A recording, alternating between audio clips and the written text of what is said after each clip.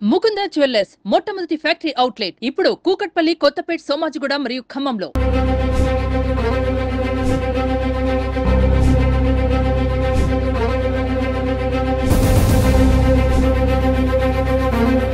విజయవాడ వరదలకు ఎంతో మంది లక్షల మంది అతలాకుతలమైపోయారు, రోడ్డున పడిపోయారు. ముఖ్యంగా కుటుంబాల గురించి పక్కన పెట్టేస్తే వ్యాపారులు అయితే తీవ్రంగా నష్టపోయారు. ఎందుకంటే లక్షల వ్యయంలో, వేల వ్యయంలో వాళ్ళు అక్కడ స్టాక్ పెట్టుకోవడం, అదంతా మట్టి పాలైపోవడం, బురదలో చిక్కుకుపోవడం, వరద నీటిలో వారం రోజుల పాటు నానిపోవడంతో దానిలో ఉన్న ప్రతి వస్తువు కూడా పూర్తిగా పాడైపోయాయి. కొన్ని వస్తువులు అయితే అసలు ఎందుకు పనికిరాకుండా అయిపోయాయి. మళ్ళీ ఇప్పుడిప్పుడే ఎండలు రావడము, వరద నీరు తగ్గడం వల్ల ఆ చిరు వ్యాపారులందరూ, చిన్న వ్యాపారం చేసుకునే వాళ్ళందరూ ఆ పాడైపోయినవన్నీ క్లియర్ చేసుకొని కొత్తగా మళ్ళీ స్టాక్ తెచ్చుకొని పెట్టుకుంటూ వ్యాపారం సాగిస్తూ ఉన్నారు. ఇక్కడ చాలా చిన్న వ్యాపారం, రాళ్ల ఉప్పు, అలాగే సాల్ట్, బెల్లం, చాక్ పీసులు ఇలా అమ్ముకునే ఒక లేడీ ఉన్నారు మనతోటి, వ్యాపారం చేసుకునే వాళ్ళు. అమ్మ చెప్పండి, మీరు ఏమేమి అమ్ముతూ ఉంటారు ఇక్కడ? మేము బెల్లం అమ్ముతాం, కల్లుప్పు అమ్ముతాం, సాల్ట్ అమ్ముతాం, చాక్ పీసులు అమ్ముతాం. మొత్తం నష్టపోయాం. షాప్లో ఏమీ లేదు. మొత్తం మేము వచ్చే వరకు ఈ వాటర్ ఇంత లెవెల్ వరకు వచ్చేసినాయి. బెల్లం అయితే 250 బాక్సెస్ మొత్తం వాటర్లోనే వేసేసాం. ట్రాక్టర్కి వేస్తే మళ్ళీ గొడవ చేస్తారని చెప్పి అదంతా క్లీన్ చేసేసుకొని ఇంకా సాల్ట్ లై క్లీన్ చేసుకుంటున్నాం. మొత్తం 4 lakhs లాస్ మాకు. 4 లక్షలు నష్టపోయారు. ఎప్పటి నుంచి చేస్తున్నారమ్మా ఈ వ్యాపారం? మేము 2.5 years నుంచి చేస్తున్నాం. ఇప్పుడు ఇదంతా కొత్త స్టాకా? ఇది ఇప్పుడు ఇలా ఉంది, మనం చూసుకోవచ్చు. అసలు వరద నీటిలో ఉండి ఏంటమ్మా లోపల ఉన్న ప్యాకెట్స్ ఏంటి? టాటా సాల్ట్ లోపల మనకు కనిపిస్తున్నాయి సాల్ట్ ప్యాకెట్లు.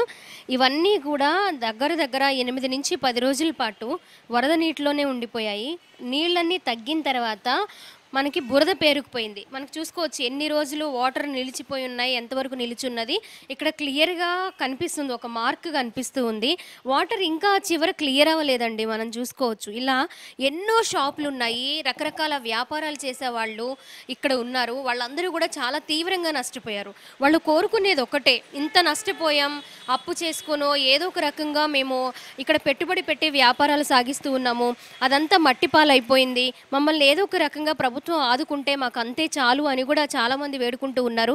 ఇవి చాక్ పీసులు మొత్తం బురద అయిపోయాయి, కొన్ని పడేశారట, కొన్ని ఉన్నాయి ఇక్కడ.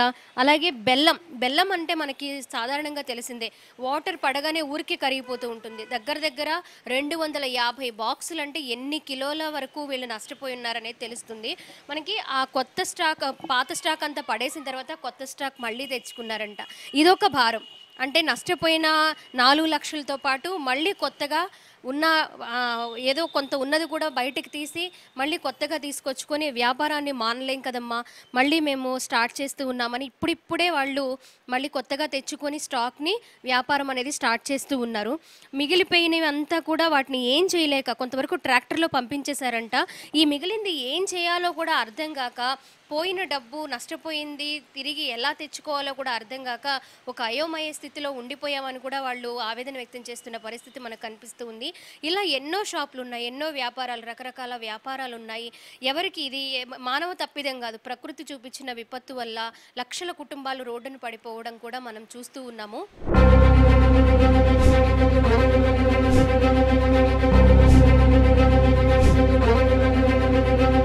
విజయవాడకు సంబంధించిన వరద ప్రాంతాలలో ఇప్పుడిప్పుడే షాప్స్ అన్నీ ఓపెన్ అయ్యి వాళ్ళు ఎంతవరకు నష్టపోయారు, అలాగే ఏమేం పాడైపోయాయి అనేది కూడా షాప్స్ అన్నీ క్లీన్ చేసుకుంటున్న పరిస్థితి ప్రస్తుతం వరదలు తగ్గిన 4 రోజులకు కూడా కంటిన్యూ అవుతూ ఉంది. మరి గత 2 రోజుల నుంచి కూడా ప్రభుత్వం ఏదైతే ఒక కమిటీని ఏర్పాటు చేసి ఎంతవరకు ఆస్తి నష్టం జరిగింది అనే దాని మీద సర్వే నిర్వహించిందో, అలా కొన్ని షాప్స్ని కూడా వాళ్ళు వెళ్ళడము, ఏమేం పోయాయి, ఎంతవరకు కోల్పోయారు అనేది కూడా వివరాలు తెలుసుకోవడం కూడా ప్రస్తుతం జరుగుతూ ఉంది. మనం ఇక్కడ చూసుకోవచ్చు, ఒక జిరాక్స్ సెంటర్ అన్నమాట. 10 ఏళ్లుగా కూడా ఇక్కడ జిరాక్స్ సెంటర్ నడిపిస్తూ జీవనం సాగిస్తూ ఉన్నారు. అలాగే మనం ఇప్పటికీ కూడా క్లీన్ చేస్తూ ఉన్నా కూడా చాలా వరకు మిషనరీ పాడైపోయింది, అది రిపేర్కి కూడా రాని పరిస్థితి. ఎందుకంటే 10 రోజులుగా కూడా వరద నీటిలో ఉండిపోవడంతో మిషన్స్ ఏమీ పనికిరాకుండా అయిపోయిందని చెప్తూ ఉన్నారు. అసలు వాళ్ళతో మాట్లాడి ఎంతవరకు నష్టం వచ్చింది అనే వివరాలు మనం తెలుసుకుందాం. లోపలికి వెళ్ళిపోదాం. మా జీవనాధారం అమ్మాయి.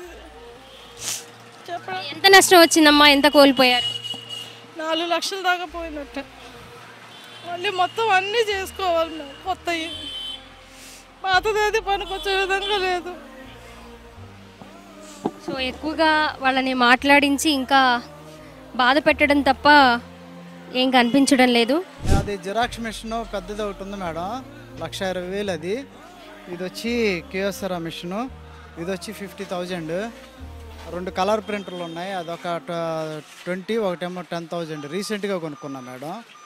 ఇంకోటి వచ్చి సిపియు మేడం, మొన్నే అది రిపేర్ కూడా చేయించుకున్నా, బాగుంది వర్క్. సిపియు, 2 మానిటర్స్, ఒక లామినేటర్ మిషను, ఒక స్పైరల్ బైండింగ్ మిషను, అలాగే ఇంకా ఎలక్ట్రానిక్స్ చాలా ఉన్నాయి మేడం. లోపల స్పైరల్ బైండింగ్ ఇవన్నీ ఉన్నాయి. అవే బాగా డ్యామేజ్ అయిపోయినాయి మేడం. ఎందుకు పనికిరావు, అది రిపేర్కి కూడా పనికిరావని చెప్పేసి అన్నారు. స్టేషనరీ వచ్చేసరికి చాలా వరకు కొద్దిగా పైన ఉంది, కానీ ఫర్నిచర్ బాగా డ్యామేజ్ అయిపోయింది మేడం. ఫర్నిచర్ ఎందుకు పనికిరాదు అది. ఈ నష్టపోయినందుకు ప్రభుత్వం ఆదుకుంటుంది, సర్వే చేయడానికి కూడా అందరూ వస్తూ ఉన్నారు. మీకు ఇంత అమౌంట్ ఇంత నష్టపోయారు అనేది ఏమన్నా క్యాలిక్యులేట్ చేశారా, ఏమన్నా చెప్పారా మీకు? మేడం నేను వాళ్ళే రాసుకున్నారు అంతే. రాసుకున్నారు మేడం. నాకు 3,50,000 దాకా పోయింది మేడం ఉన్న దీన్ని బట్టి. మరి వాళ్ళు ఎంతవరకు ఇస్తారన్నది, వాళ్ళు ఇస్తే కానీ నేను మళ్ళీ షాప్ నడుపుకోలేను మేడం. లేదంటే దారి చూసుకోవాలా, ఇబ్బంది పడతాను నేను బాగా. మళ్ళీ జీరోకి వచ్చేసాను మేడం. 10 years నుంచి మళ్ళీ స్టార్టింగ్కి వచ్చేసాను నేను. వాళ్ళు ఎంతవరకు హెల్ప్ చేస్తారన్నది నేను గవర్నమెంట్ మీద ఆధారపడ్డా ప్రస్తుతానికి. వరద బాధితులకు తక్కువ రేట్లో కూరగాయలు అందించడానికి ప్రభుత్వం చాలా మందికి సపోర్ట్ అందిస్తుంది. హార్టికల్చర్ నుంచి చాలామంది, శ్రీకాకుళం నుంచి కొన్ని వెహికల్స్ ద్వారా గత 15 రోజులుగా కూడా సర్వీస్ అందిస్తూ ఉన్నారు. వాళ్ళందరి సహకారంతో ఇప్పుడు ఏ రకమైన కూరగాయలైనా కూడా కేవలం 10 రూపాయలకే అందిస్తూ ఉన్నారు. మరి ఏ రకంగా ఎన్ని రకాల కూరగాయలు ఉన్నాయి, ఎంతెంత రేట్లో ఉన్నాయనేది కూడా ఇప్పుడు మనం మాట్లాడి తెలుసుకుందాం. మార్నింగ్ నుంచి అంటే ఉదయము 4:30 గంటలకే వీళ్ళు వచ్చేసి ఏ ఏరియాలో అయితే కూరగాయలు ఇవ్వాలనుకుంటున్నారో ఆ ఏరియాకి వచ్చిన తర్వాత 6 గంటలకల్లా వాళ్ళకి అందుబాటులోకి తీసుకొస్తారట. ఉదయం నుంచి కూరగాయలు ఒకసారి మీ చేయి చూపించండి, చూడండి ఒక్కసారి. చేతులు ఎలా అయిపోయాయి, అలాగే చేతుల నిండా మట్టి. ఓకే, చూడండి ఎలా ఉన్నాయో. అలా తక్కువకి తీసుకొస్తున్నారు. వరదలు వచ్చిన టైంలో అయితే, వరదలు ఉన్న టైంలో అయితే ఫ్రీగా కూడా డొనేట్ చేశారంట. నిజంగా ఆర్ట్స్ ఆర్గనైజేషన్ అండి. Arts organisation, rural technology and service madam. అది స్వచ్ఛంద సంస్థ. నబార్డ్ ద్వారా, ఎఫ్పిఓ ద్వారా మనం ఇక్కడ కార్యక్రమాలు చేస్తున్నాము. ఈ ఎఫ్పిఓ ద్వారా మన హార్టికల్చర్ డిపార్ట్మెంట్ మనకి సబ్సిడీలో వ్యాన్స్ ఇచ్చారు మేడం. సో దాని ద్వారా హార్టికల్చర్ డిపార్ట్మెంట్కి చేయాలి. సో ఇది కూడాను మన చంద్రబాబు నాయుడు గారు, సీఎం గారు హార్టికల్చర్ డిపార్ట్మెంట్కే చేయాలి అని అన్నాం. మేమందరం కూడా ఈ 15 రోజులు అవుతుంది ఇలానే ఇక్కడే ఉండి సర్వీస్ చేయడం అనేది అవుతుంది మేడం. అది మేడం, హార్టికల్చర్ డిపార్ట్మెంట్ నుంచి మనం ఇక్కడ ప్రమోట్ చేస్తున్నాం మేడం. ఏదైనా కేజీ 10 రూపీస్ మేడం. సో ఇక్కడ ఏంటంటే మనకి రైతు బజార్లు కానీ ఇట్లాంటివి ఏవి కూడా ఓపెన్ అవ్వలేదు. సో ప్రజలందరికీ కూరగాయలు, నిత్యావసర వస్తువులు మెయిన్ కూరగాయలు కాబట్టి, సో వాళ్ళందరికీ కూడా అందే విధంగా ప్రతి ఏరియాలో మనకి ఇక్కడ 34 మనకి అంటే ప్రతి రైతు బజార్కి కూడా మనకు 34 మనకి హార్టికల్చర్కి సంబంధించి ఏదైతే వాహనాలు ఉన్నాయో అవన్నీ కూడా వాహనాల్లో పెట్టి మేము ఇక్కడ మార్నింగ్ నుంచి సాయంత్రం వరకు ప్రతిదీ కూడా మేము కేజీ 10 రూపాయలకి సాయంత్రం వరకు ఉంటారండి. అవును మేడం. ఏ కూరగాయలైనా సరే కిలో 10 రూపాయలు. అవును మేడం. మీకు ఎలా అవుతుందంటే ఇంకా ఎక్స్ట్రా ఉన్న పడితే గవర్నమెంట్ అలా ఏమన్నా ఇస్తుందా, లేకపోతే తక్కువకి? ఓన్లీ మొత్తం గవర్నమెంటే సపోర్ట్ అండి. సో మేమేంటంటే ఇక్కడ ఏదైతే ఉందో దాన్ని మేము ఇంప్లిమెంట్ చేయాలని చూస్తున్నాం. ఎందుకంటే ప్రజలకి మెయిన్ ఆహారం ఇది దొరికితే చాలు, ఇంకా ఏమీ అవసరం లేదు. కాబట్టి అదే యుద్ధ ప్రాతిపదిక మీద మనకు ఉండేటటువంటి ప్రతి వాహనం కూడా, even we're coming from Srikakulam madam. Srikakulam నుంచి వచ్చారా మీరు? మేడం శ్రీకాకుళం నుంచి మనకి ఒక ఆర్ట్స్ ఆర్గనైజేషన్ ఒకటి ఉంది మేడం. సో దాని ద్వారా మనం 3 వాహనాలని తీసుకొచ్చాం శ్రీకాకుళం నుంచి, అలాగే విజయనగరం నుంచి, విశాఖపట్నం నుంచి. ఇట్లాగా ఏదైతే ప్రతి దీనికి మనకి హార్టికల్చర్ డిపార్ట్మెంట్ ఏదైతే వాహనాలకి ఉన్న సబ్సిడీ ఇచ్చారో వాహనాలు ప్రతిదీ కూడా ఇక్కడికి వచ్చి మేము సర్వీస్ చేసి ప్రతి వాళ్ళకి ఇస్తున్నాం. మిగిలిన 2 వెహికల్స్ ఏ ఏరియాలో ఉంటాయి? మనకి ఇప్పుడు సింగనగర్, అటు కండ్రిగా ఇట్లా ఉన్నాయి కదా మేడం, అవి వాటి వెళ్ళాయి మేడం. ఎన్ని కిలోల కూరగాయలు తీసుకొస్తారు మొత్తంగా? యాక్చువల్గా ఏంటంటే బీట్రూట్ ఒక బస్తా ఉంటుంది మేడం, అది ఒక నియర్లీ 80 kgs ఉంటాయి. టమాటాస్ ఒక 20 ట్రేస్ ఉంటాయి మేడం. 20 అంటే 20 × 30, అదొక 600 kilos మేడం. అలాగే బీన్స్ ఇవి ఉన్నాయి మేడం, అదొక 60-70 కిలోస్ ఉంటాయి మేడం. అలాగే పచ్చిమిర్చి ఒక 100 కిలోస్ మేడం. తర్వాత క్యాబేజీ ఒక 200-300 కిలోమీటర్స్ మేడం. బీట్రూట్ ఒక 100 కిలోస్ మేడం. ఇట్లాగా అలాగే ఈ దోశ ఉంటాయి, కీర దోశ, అవి ఒక 100 కిలోస్ మేడం. ఇలా ప్రతి బండి అంటే మన పెద్ద వెహికల్ కాబట్టి ఇంకా ఎక్కువ తెస్తాం మేడం. ఇలా తెచ్చి మనం మార్నింగ్ బై 6:30కి రెడీ అవుతున్నాం మేడం. ఇలా ఎన్ని రోజులండి మీరు చేసేది? యాక్చువల్గా ఏంటంటే ఇప్పటికి 10 డేస్ అవుతుంది మేడం. 10 డేస్ నుంచి ఇలానే ఉన్నాం మేడం. వరద బాధితులకి తమ వంతు సాయంగా ఎంతో కొంత హెల్ప్ చేయడానికి చాలా మంది కూడా ముందుకు వస్తూ ఉన్నారు. ఇప్పుడు చూడండి, ఉదయం నుంచి కూడా గవర్నమెంట్ సపోర్ట్తో కూరగాయలు, ఏ రకమైన కూరగాయలైనా సరే జస్ట్ 10 రూపాయలకు మాత్రమే. బయటికి వెళ్తుంటే ఈజీగా కిలో రైతు బజార్లో అయినా కూడా 40 రూపాయలు, 50 రూపాయల వరకు ఉన్నాయి.